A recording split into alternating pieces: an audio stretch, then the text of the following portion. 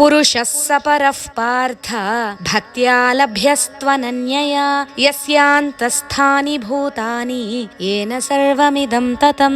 మనకి భగవంతుడి మీద ఉండే భక్తి కోరికలతో కూడిన భక్తి. నా కోరిక తీరిస్తే నీకు మొక్కు తీరుస్తా అంటూ పరమాత్మతో బేరాలాడే భక్తి. మన కోరిక తీరకపోతే మరొక దేవుడి దగ్గరికి వెళ్లే భక్తి. ఈ భక్తి కేవలం కోరికలు తీర్చుకోవడానికే పనికొస్తుంది. మోక్షం కావాలంటే, ఆ పరమ పురుషుడిలో ఐక్యం కావాలంటే అనన్య భక్తి కావాలి. అటువంటి అనన్య భక్తి కలిగినప్పుడే సాయుజ్యం సాధ్యమవుతుంది. యవ్వనిచే జనించి జగము యవని లోపల నుండు లీనమై యవని యందుడిందు అనే గజేంద్ర మోక్షంలో ఒక పద్యం ఉంది. అందులో యవ్వని లోపల నండు లీనమై అంటే ఈ అనంత విశ్వమంతా ఆ పరమాత్మలో లీనమై ఉంది. అంటే ఈ సృష్టికి ఆధారం పరమాత్మ. అటువంటి పరమాత్మను పొందడానికి మార్గమే భక్తి మార్గం. ఆ పరమ పురుషుణ్ణి కేవలం భక్తి చేతనే పొందగలం కానీ ఇతరత్ర మార్గాల ద్వారా పొందలేం. ఆ భక్తి ఎటువంటిదంటే అనన్యయ, సాటిలేని భక్తి అయి ఉండాలి.